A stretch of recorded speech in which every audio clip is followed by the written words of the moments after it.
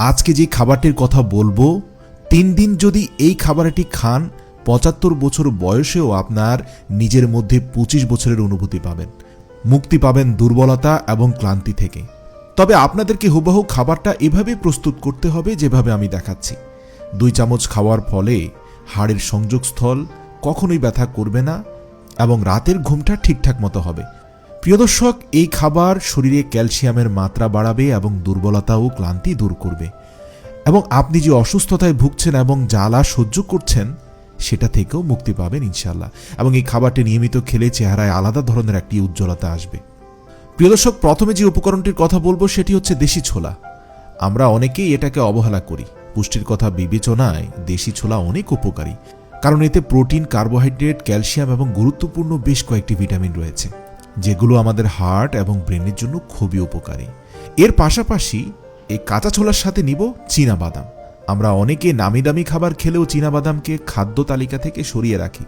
অনেক কম দামি হওয়া সত্ত্বেও এই চীনাবাদাম যে আমাদের স্বাস্থ্যের জন্য কত উপকারী, এটা আপনি চীনাবাদাম নিয়মিত খেলেই বুঝতে পারবেন। কারণ এটা শুধুমাত্র আমাদের কোমরের ব্যথা এবং অন্যান্য সংযোগস্থলের ব্যথা থেকে বাঁচতে শ্রেষ্ঠ খাবার।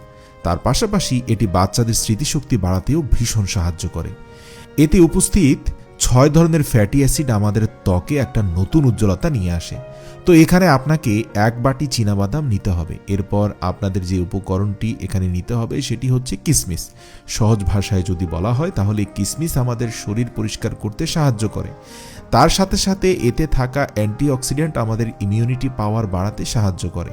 এছাড়া শরীরে রক্তের পরিমাণ বাড়াতে কিশমিশের অবদান অনেক বেশি। প্রথমে একটা খালি বাটিতে ছোলাগুলো ঢেলে দিবেন, তারপর সেখানে পানি ঢালবেন যাতে ছোলাগুলো ভালোভাবে ভিজে যায়। তারপর অনুমানিক 2 চামচের মতো চীনাবাদাম তার মধ্যে ঢালবেন। কাঁচা চীনাবাদামে এত খাদ্য উপাদান রয়েছে যে অল্প পরিমাণই আপনার শরীরের জন্য অনেক বেশি উপকারী। এরপর আপনাকে 25টি কিশমিশ দিতে হবে। গুনে গুনে 25টি দানা অর্থাৎ কিশমিশের দানা এর মধ্যে দিবেন। সকাল হতে না হতেই দেখবেন এগুলো ভালোভাবে ফুলে যাবে। এই 3টি জিনিস একসঙ্গে মিশালে এতটা উপকারী হয় যে এটি আমাদের হাড় এবং হাড়ের সকল সংযোগস্থলগুলোতে সৃষ্ট ব্যথা একদম দূর করে দেয়। কারণ এটা ক্যালসিয়ামের অভাব পূরণ করে। পাশাপাশি এই পানিটি আপনার শরীরকে অর্থাৎ আপনার শরীর থেকে যাবতীয় জীবাণু বের করে দেয়। এজন্য আপনি এই পানিটি ফেলে না দিয়ে পান করতে পারেন, অর্থাৎ সারা রাত যে পানিটার মধ্যে এই 3টা উপকরণ ভিজেছিল সেই পানিটা। তো এবার আপনি মূল খাবারগুলো কিভাবে খাবেন? তো এই খাবারটাকে আপনি অর্ধেক করে ফেলবেন, অথবা এর 2 চামচ আপনি দুধের সঙ্গে মিশিয়ে খেতে পারেন সকালে। যারা সকালে নাস্তার সঙ্গে দুধ খান তারা এটাকে দুধের সঙ্গে মিশিয়ে খেতে পারেন, অথবা আপনি চাইলে গরম পানি ব্যবহার করতে পারেন। বাকি অর্ধেকটুকু আপনাকে সন্ধ্যায় খেতে হবে।